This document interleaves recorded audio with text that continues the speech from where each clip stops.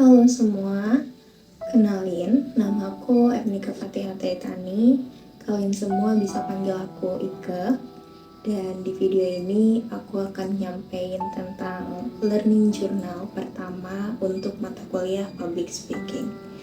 Dan konsep yang aku pilih ini itu adalah bagian dari podcast kecil aku yang aku beri nama Cerita Kecil Sebelum Tidur. Dan pastinya kita akan bertemu untuk beberapa minggu ke depan. Dan semoga podcastku ini bisa nemenin rasa sepi kalian ya. Hai, selamat malam semua teman-teman podcast Cerita Kecil Sebelum Tidur. Dan pada kesempatan kali ini aku akan ceritain apa sih yang udah aku dapet di pertemuan pertama di sesi kuliah public speaking. Dan pastinya aku akan ceritain hal-hal menarik apa yang aku dapat dari kelas public speaking. Jadi ini merupakan salah satu kelas pertamaku di semester 6 dan aku juga ketemu teman-teman setelah liburan gitu ya. Dan aku juga baru pertama kali ketemu dengan Bapak Dr. Adi Kusuma di mata kuliah public speaking ini gitu. Dan di dalam pertemuan pertama ini, di kelas pertama ini, kita banyak ngebahas tentang kontrak perkuliahan, kayak gitu, apa aja peraturan-peraturan yang perlu ditaati, dan capaian pembelajaran gitu, deskripsi mata kuliah, dan lain-lain.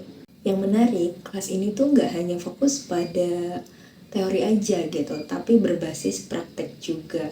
Artinya, kita akan benar-benar dilatih untuk tampil dan berbicara baik secara individu maupun kelompok gitu. Pada pertemuan pertama kali ini, aku menyadari bahwa ternyata public speaking itu sudah menjadi sebuah kebutuhan dan malah menjadi sebuah keharusan. Karena ya bukan hanya seorang guru atau seorang content creator gitu yang harus memiliki kemampuan public speaking. Tidak gitu. Tapi semua orang itu perlu punya kemampuan public speaking karena di era sekarang ini gitu ya, apalagi yang sudah teknologinya canggih dan berkembang, itu kita perlu untuk punya kemampuan public speaking gitu. Membangun personal branding juga gitu kan dalam menyampaikan sesuatu dan memiliki dampak gitu. Dan di era media sosial juga seperti sekarang, itu kemampuan ini tuh terasa semakin relevan gitu.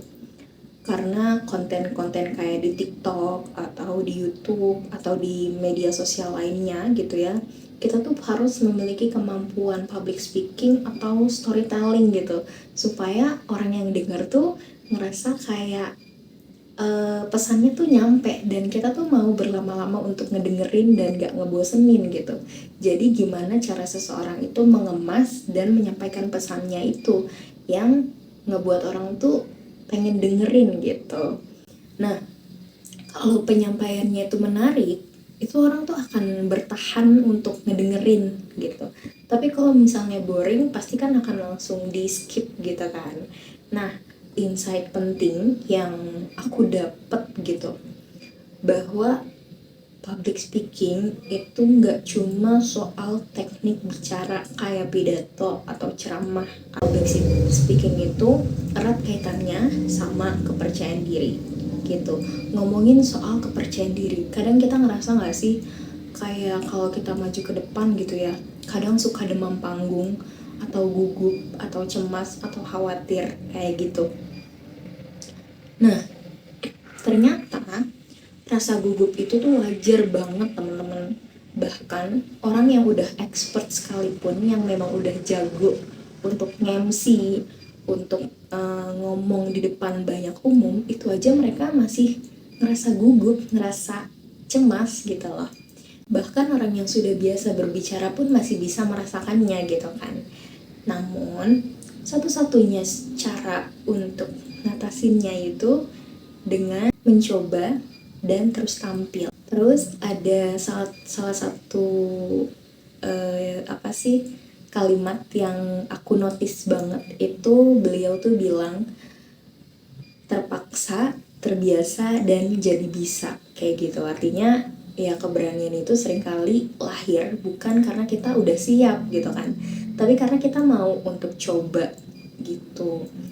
Hal lain yang menurutku menarik itu adalah sistem tugasnya gitu ya. Jadi setiap minggu ini kita akan diwajibkan membuat video learning journal dengan durasi 5-10 menit dengan gaya public speaking gitu.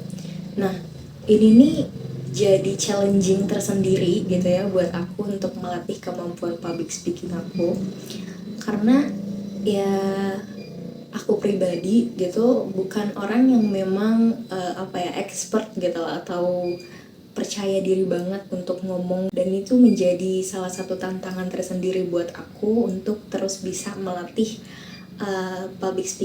kemampuan public speaking aku ini. Dan memang ini tuh benar-benar melatih mental dan konsistensi.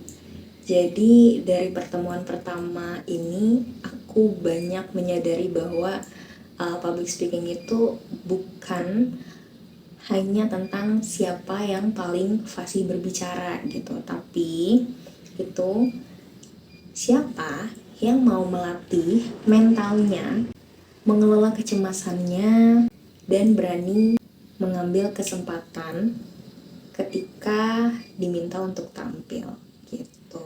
Jadi ya memang kita perlu untuk melatih mental kita, dan kita mengambil peluang atau kesempatan yang memang ada gitu di depan mata.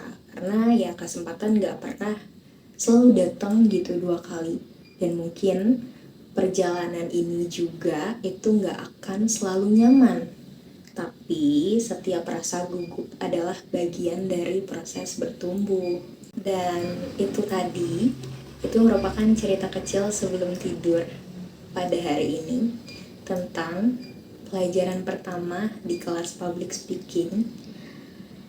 Dan semoga kedepannya aku bisa terus belajar, tampil, dan pelan-pelan untuk berkembang menjadi versi diri yang lebih percaya diri. Dan sampai jumpa di cerita kecil berikutnya. Terima kasih sudah mendengarkan.